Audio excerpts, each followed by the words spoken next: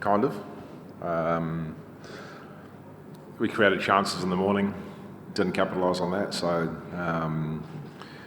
it's a similar story, I think, to the first Test match. Whilst we created 5 wickets in the first session of the last Test match, we created chances today and thought Hassan was excellent. Dropping catches is something that's going to cost us if we continue to do that, but I think part of the story is very similar to the last Test match. Periods of pressure, not long enough periods of pressure. And so for us to compete and be excellent, we need to be excellent for longer. Coach, Nahid Rana bowled with a lot of pace in the last Test match, and Hassan Mahmood was impressive today. He swung the ball both ways. How will you rate these two pacers, and do you think Bangladesh is on course of building a new red ball pacing unit? Call half of that. He was asking about when Nahid Rana was quite impressive in the last Test, and Hassan Mahmood today as a debutant, he was moving the ball around. So he was asking about that. Yeah, the young bowlers on debut have been excellent. Rana was really good last Test match. The thing that stands out for me is Rana's desire. He wants to compete. He doesn't back down. And today Hassan was excellent. I thought, the areas he bowled with pretty good control. A young bowler, lots of talent. So, I think I'm pretty excited about those two. And I think under the leadership of someone like Khalid, they've got a really good chance of developing.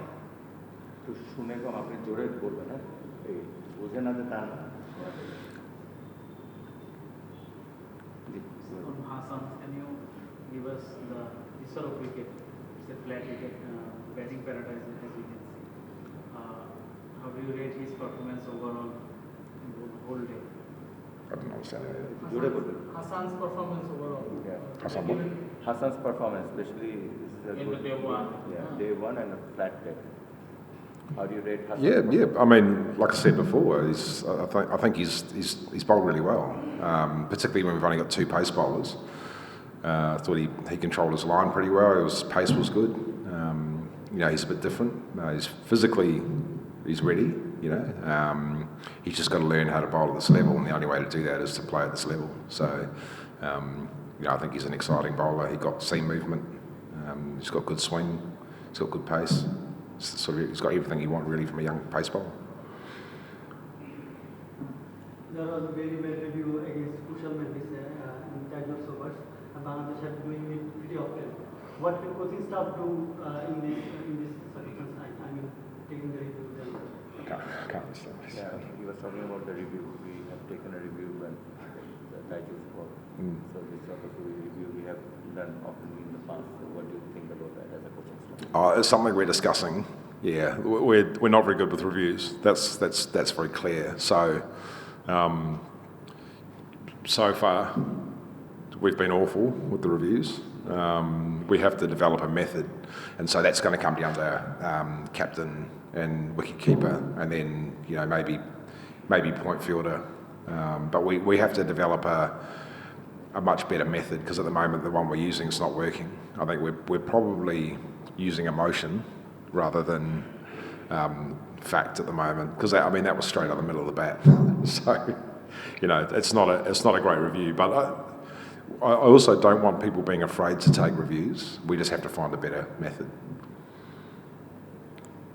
They already have a good total scoreboard, and next morning what we can do, what will be our target, what will be the total we can restrict them? I don't know. I don't know bowling them all out for one more run would be excellent, but I don't. I think tomorrow morning we have to be very good, and we've got 2 very good batsmen at the crease. They've got 1 more very good player, and then we can put some pressure on them. So we have to be much better than we were today for much longer periods, because we've seen in the past that if you're not good enough for long periods, I'll take the game away from you. So tomorrow morning we have to be good. It's very simple. There's no secret about what we need to do tomorrow morning. We just need to apply pressure for long periods. Given given the condition in Chittagong, do you think it will come down to how we bat in the first innings? Yeah, common sense would say so. But also, if we don't bowl well tomorrow morning, that'll play a part. So the wickets, I think, is going to be very good for the next couple of days. There's been a little bit of turn today. But Test cricket is about batting as well. If you don't score runs, you can't win the game. So even when you bowl well, if you don't score runs, you can't win the game. So batting in Test cricket's difficult. I get that. So is bowling. And again, with the bat, we need to be better than we were in Select.